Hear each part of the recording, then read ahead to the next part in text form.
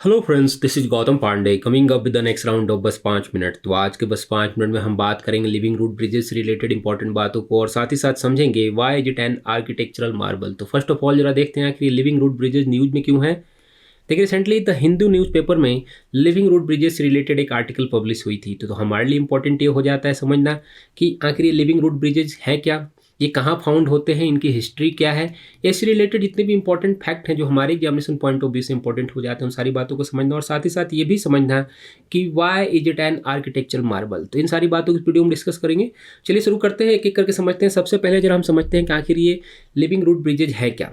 अगर बात करें कि लिविंग रूट ब्रिजेज की, तो अगर इसके लिटरल मीनिंग को देखते हैं तो आप आसानी से समझ सकते हैं कि आखिर ये क्या है। जैसा कि नाम ही है लिविंग रूट ब्रिज, मीन्स जो जीवित ट्री हैं, जो ट्री होते हैं उनके रूट से बना हुआ डेवलप किया गया है ये ब्रिज को। अब बात आती है कि ये फाउंड कहाँ होते हैं। तो सबसे इंपॉर्टेंट बात है कि ये मेघालय के जो खासी एंड जैंतिया हिल्स हैं, जो ऑलरेडी हमने ज्योग्राफी में पढ़ा है कि गारो खासी एंड जैंतिया हिल्स हैं जो मेघालय में फाउंड होते हैं, कि उन्हीं खासी एंड जैंतिया हिल्स के dense tropical rain forest area में फाउंड होते हैं। ये रहा मेघालय, यहाँ पर जो dense tropical rain forest area है वहाँ पर ये फाउंड होते हैं। ये पॉइंट हम याद रखेंगे। मेघालय में इन्हें लोकली अगर हम बात करें किस नेम से जाना जाता है, तो इन्हें लोकली जाना जाता है जिंग किएंग जरी। ये पॉइंट याद रखिएगा, कभी कभी इस तरह के अगर फैक्ट बनते हैं कि जिंग किएंग जरी क्या है, तो लिविंग रूट ब्रिजेज को ही जिंग किएंग जरी के नाम से जाना जाता है। ये पॉइंट हम याद रखेंगे। अब बात आती है ये जो ब्रिज की हम बात करते हैं लिविंग रूट ब्रिजेज की, ये किस ट्री से बने होते हैं। मीन्स किसी भी ट्री से बन सकते हैं या पर्टिकुलरली किस स्पेसिफिक ट्री से बने होते हैं, इसको जरा समझना जरूरी हो जाता है। देखिए, सबसे इंपॉर्टेंट बात ये है कि बेसिकली इन्हें जो रबर ट्री होती है, अगर जिसे रबर फिग कहते हैं हम, उससे डेवलप किया जाता है। जिसे साइंटिफिक नेम में अगर हम बात करते हैं तो साइंटिफिकली इसे फिकस इलास्टिका के नाम से जाना जाता है। ये पॉइंट याद रखेंगे। मीन्स जो रबर फिग ट्री होते हैं उन्हीं के जो रूट होते हैं उससे इसे डेवलप किया जाता है। ऐसा नहीं कि किसी भी ट्री के रूट से इसे डेवलप कर दिया जाता। अगर ऐसा होता तो नेशन के अदर पार्ट्स में भी ऐसे ब्रिजेज हमें देखने को मिलते जो लिविंग रूट ब्रिजेज हैं, बट पर्टिकुलरली इसे रबर फिग के रूट से ही डेवलप किया जाता है। करंट सिनेरियो में अगर हम बात करते हैं तो मेघालय में मोर देन 100+ ऐसे रूट ब्रिजेज हैं। ऐसा नहीं कि सिर्फ एक दो ही हैं। अगर हिस्टोरिकली बात करते हैं कि इसे कब डेवलप किया गया था, कैसे डेवलप किया गया था, तो देखिए कब डेवलप किया गया था इससे रिलेटेड तो कुछ इंपॉर्टेंट ऐसा रिटन डॉक्यूमेंट नहीं है कि कब फर्स्ट टाइम इसे डेवलप किया गया था। बट जो अभी तक का जितने भी रिसर्च हुए हैं उसमें पता चला है कि हिस्टोरिकली इसे जब डेवलप किया गया था, इसे डेवलप किया गया था चेरापूंजी के नियर एक विलेज है। यहाँ पर चेरापूंजी है, ऑल वी नो कि मेघालय में चेरापूंजी है जहाँ पर मैक्सिमम अधिक से अधिक वर्षा होती है, रेन होता है। तो यहाँ पर एक विलेज है, विलेज के नाम है सीज विलेज। बेसिकली इसे सोहरा विलेज के नेम से भी जाना जाता है। इसी सोहरा विलेज में ही यहाँ पर एक रिवर है जिसका नाम है ओमकार। ये पॉइंट हम याद रखेंगे, कभी कभी इस तरह के फैक्ट बन सकते हैं एग्जाम्स में। ये ओमकार रिवर पर ही इसे डेवलप किया गया था फर्स्ट टाइम में। उसके बाद वहाँ पर जितने भी छोटे छोटे रिवर स्ट्रीम वगैरह हैं या रिवर्स हैं उन्हें क्रॉस करने के लिए इसे डेवलप किया जाता है। तो करंट सिनेरियो में अभी ये ट्रेंड चला आ रहा है, हिस्टोरिकल टाइम से चला आ रहा है, सेंचुरी ओल्ड ये ट्रेंड है। ऐसा नहीं कि करंट सिनेरियो में से डेवलप किया गया है।